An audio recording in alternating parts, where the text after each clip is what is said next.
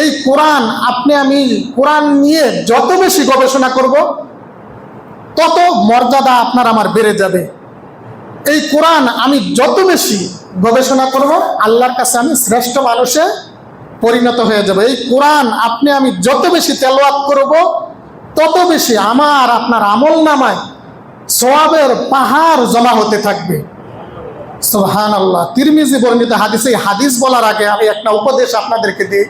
এই খুতবার মাধ্যমে যারা কোরআন পড়তে জানেন, একটা নিয়ত করেন যে দৈনিক অল্প হলেও কোরআন পড়ব। অনেকে আছে কি করে জানেন, শুধু রমজান মাসে কোরআন পড়ে, সারাটা বছর কোরআনটা গিলাপ দিয়ে উপরে রেখে দেয় তাকের উপরে, আর রমজান মাস আসলে কোরআন পড়ে। হ্যাঁ, রমজান মাসে বেশি বেশি কোরআন তেলাওয়াত করবেন, কোরআন নাজিলের মাস। কিন্তু কোরআন এই কিতাব নয় যে আপনি শুধু রমজানে পড়বেন। কোরআন যদি আপনি দৈনিক পড়েন, কি পরিমাণ নেকি যে আপনার আমলনামায় জমা হবে, এটা আল্লাহই ভালো জানে। এবং যারা কোরআন জানেন না, আজকে আল্লাহর কাছে একটা তাওফিক চান যে আল্লাহ, কোরআন না শিখিয়ে আমাদেরকে অন্ধকার কবরে ডাক দিন, এই নেক নিয়ত করেন। তার কারণ হলো কোরআন শিক্ষা করা নফল সুন্নত নয়, কোরআন শিক্ষা করা ফরজে আইন। প্রত্যেক মুসলিম নরনারীর উপর ফরজ, এটা শিক্ষা করতেই হবে। অতএব আপনি নিয়ত করেন যে যে কোনো মূল্যে যেন আপনি কোরআন শিখতে পারেন। কোরআন শিখলে কি হবে, আপনি যখন দৈনিক কোরআন পড়বেন, কি পরিমাণ নেকি যে আপনার আমলনামায় জমা হবে। তিরমিজি বর্ণিত হাদিস, আল্লাহ বলেছেন, মান ক্বারা হারফাম মিন কিতাবিল্লাহি ফালাহু বিহি হাসানাতুন ওয়াল হাসানাতু বিআশরি আমসালিহা। বিশ্বনবী নবী মুহাম্মদুর রাসূলুল্লাহ সাল্লাল্লাহু আলাইহি সাল্লাম বলেছেন, যে ব্যক্তি আল্লাহর কিতাবের একটি হরফ পাঠ করে, তার জন্য রয়েছে একটা নেকি, ওয়াল হাসানাতু বিআশরি আমসালিহা। আর আল্লাহ রাব্বুল আলামিন একটা নেকিকে 10 নেকিতে রূপান্তরিত করে দেন। সুবহানাল্লাহ। তাহলে আপনারা আমার সাথে সূরা বাকারা শুরুতে বলুন, বিসমিল্লাহির রহমানির রহিম, আলিফ লাম মিম।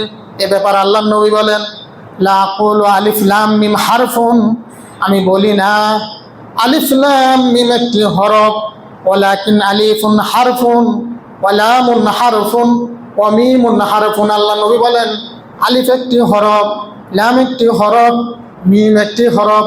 যারা আপনারা আমার সাথে পড়েছেন আলিফ লাম মিম, সঙ্গে সঙ্গে আপনার আমলনামায় 30টা নেকি জমা হয়ে গেল।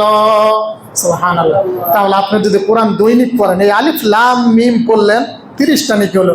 তাহলে দৈনিক যদি আপনার এক পারা পড়ার অভ্যাস থাকে, তাহলে কি পরিমাণ নেকি যে আপনার জমা হবে, এটা আল্লাহই ভালো জানে। আল্লাহর নবী কোরআনের শিক্ষায় শিক্ষিত মানুষকে, কোরআনের জ্ঞানীকে কিভাবে মর্যাদা দিতেন। বুখারী থেকে একটা হাদিস শোনায়, বুখারীর 1343 নম্বর হাদিস। কানান নবী সাল্লাল্লাহু আলাইহি সাল্লাম ইয়াজমাউ বাইনার রাজুলাইনি মিন কাতলা উহুদ।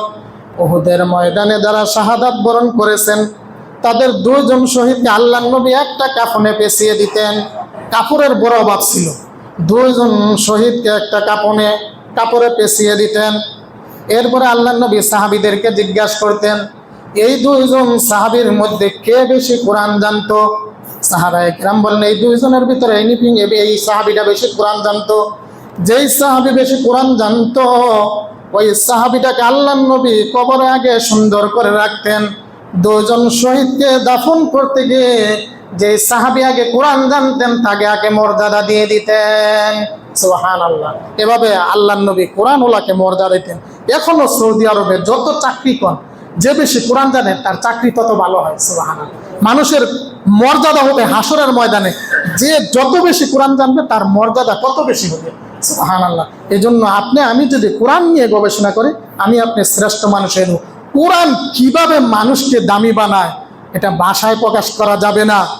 কত পাওয়ারফুল মানুষকে করে কোরআন, কত শ্রেষ্ঠ মানুষে পরিণত করে। ইবনু মাজাহ থেকে একটা হাদিস শোনায়, আল্লাহর নবী একদা বললেন যে আল্লাহর কিছু বিশেষ লোক রয়েছে, কিছু খাস লোক রয়েছে।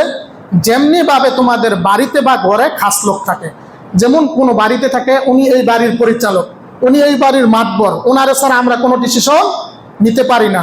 তো আল্লাহ নবী বলেন, তোমাদের ঘরে কারো বাড়িতে যেমন বিশেষ লোক থাকে, তো আল্লাহর কিছু বিশেষ লোক, আল্লাহর কিছু খাস লোক রয়েছে।